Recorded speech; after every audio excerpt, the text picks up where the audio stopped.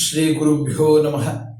ವಸುದೇವಸುತಂ ದೇವಂ ಕಂಸಚಾಣೂರಮರ್ದನಂ ದೇವಕೀ ಪರಮಾನಂದಂ ಕೃಷ್ಣಂ ವಂದೇ ಜಗದ್ಗುರು.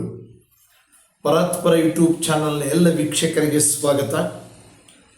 ಹಿಂದಿನ ವಿಡಿಯೋದಲ್ಲಿ ಶ್ರೀಕೃಷ್ಣ ಅರ್ಜುನನಿಗೆ ತನಗೆ ಪ್ರಿಯವಾದವರು ಯಾರು ಅನ್ನುವಂಥದ್ದನ್ನು ಹೇಳ್ತಾ ಹೋದ.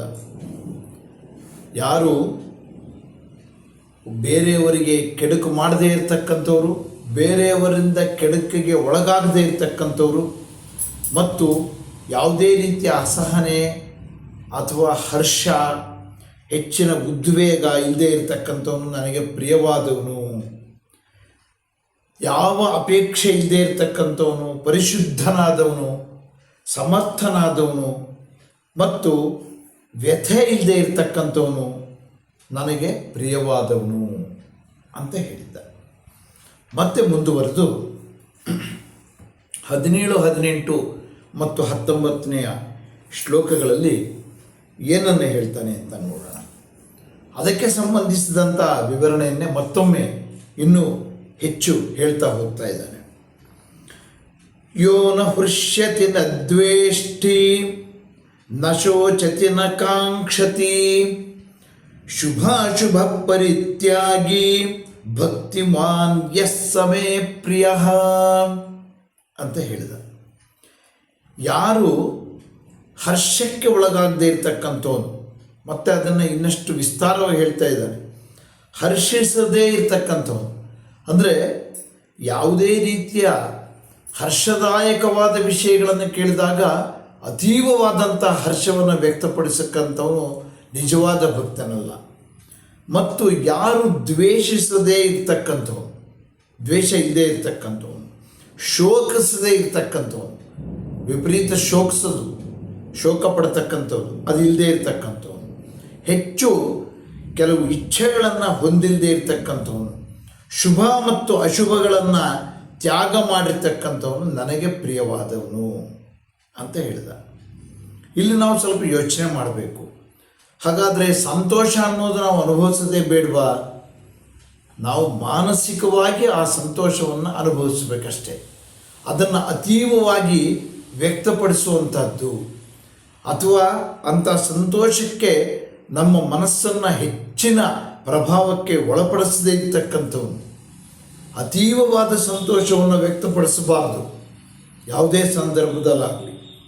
ಅಥವಾ ದುಃಖಿಸಲೂಬಾರದು, ದುಃಖಕ್ಕೂ ಒಳಗಾಗಬಾರ್ದು, ಸಂತೋಷಕ್ಕೂ ಒಳಗಾಗಬಾರ್ದು, ಅಪೇಕ್ಷೆಗೂ ಒಳಗಾಗಬಾರ್ದು. ಮತ್ತು ನಾವು ದೇವರು ನಮಗೇನನ್ನು ಕೊಡಬೇಕು ಅಂತ ಭಗವಂತನಿಗೆ ಗೊತ್ತಿದೆ, ಅದನ್ನು ಕೊಡ್ತಾನೆ. ನಾವು ಅದು ಕೊಡಲಿಲ್ಲ ಇದು ಕೊಡಲಿಲ್ಲ ಅಂತ ಅಪೇಕ್ಷೆ ಪಡುವಂಥದ್ದನ್ನು ಇಟ್ಕೊಳ್ಬಾರ್ದು. ಅಂಥವನನ್ನು ನಾನು ಪ್ರೀತಿಸ್ತೀನಿ ಅಂತ ಹೇಳಿದ.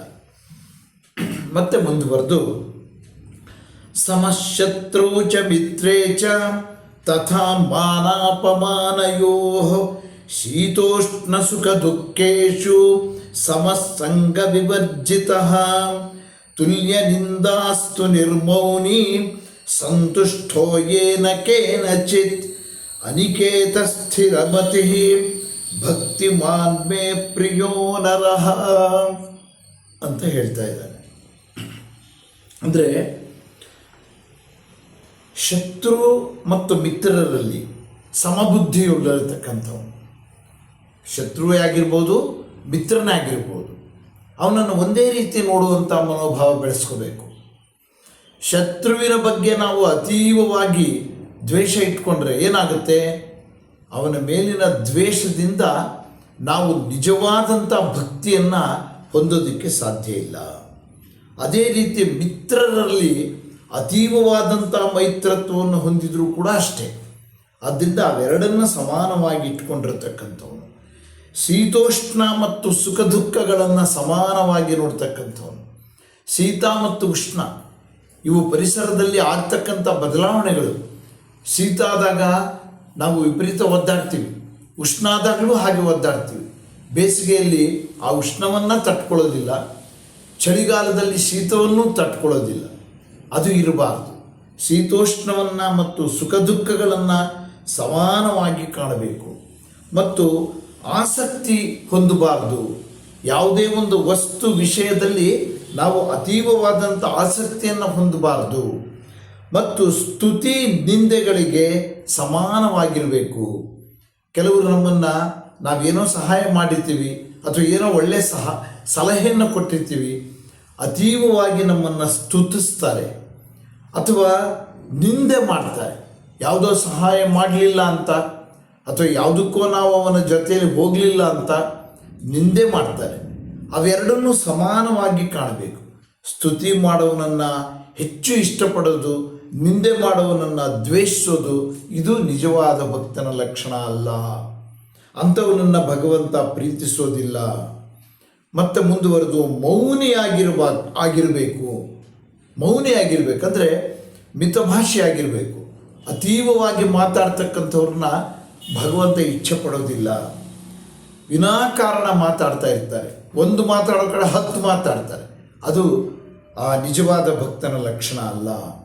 ಮತ್ತು ನಿಯಮವಿಲ್ಲ, ಇಂಥದ್ದು ಕಡೆನೇ ಇರಬೇಕು ಅನ್ನುವಂಥ, ಹೀಗೇ ಇರಬೇಕು, ಇಂಥ ಜೀವನನೇ ಮಾಡಬೇಕು ಅನ್ನುವಂಥ ನಿಯಮ ಏನು ಇಟ್ಕೊಂಡಿರಲ್ಲ ನಿಜವಾದ ಭಕ್ತ.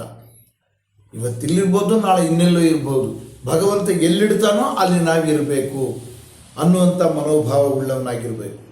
ಇಂಥ ಏರಿಯಾದಲ್ಲೇ ಮನೆ ಕಟ್ಟಿಸ್ಬೇಕು, ಇಂಥ ಬಡಾವಣೆಯಲ್ಲೇ ನಾವು ಸೈಟ್ ತಗೋಬೇಕು, ಇಂಥವೆಲ್ಲ ಯಾವುದನ್ನು ನಿರ್ಬಂಧಗಳನ್ನು ಹೊಂದಿರಬಾರ್ದು ಮತ್ತು ಸ್ಥಿರ ಬುದ್ಧಿ ಉಳ್ಳವನಾಗಿರಬೇಕು ಅನ್ನುವಂಥದ್ದನ್ನು ತಿಳಿಸ್ತಾ ಇದ್ದಾನೆ.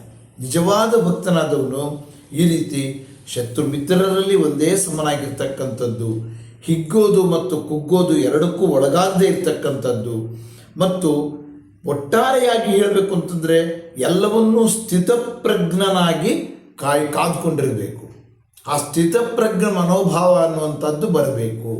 ಸ್ಥಿತಪ್ರಜ್ಞ ಮನೋಭಾವ ಅಂದರೆ ಸ್ಥಿರವಾದಂಥ ಬುದ್ಧಿಯುಳ್ಳವನಾಗಿರಬೇಕು ಅನ್ನುವಂಥ ಮಾಹಿತಿಯನ್ನು ಭಗವಂತ ಅರ್ಜುನನಿಗೆ ಬೋಧಿಸ್ತಾ ಅಂತ ಹೇಳ್ತಾ ಇವತ್ತಿನ ವಿಡಿಯೋವನ್ನು ಮುಕ್ತಾಯ ಮಾಡ್ತೀನಿ. ನಮಸ್ಕಾರ.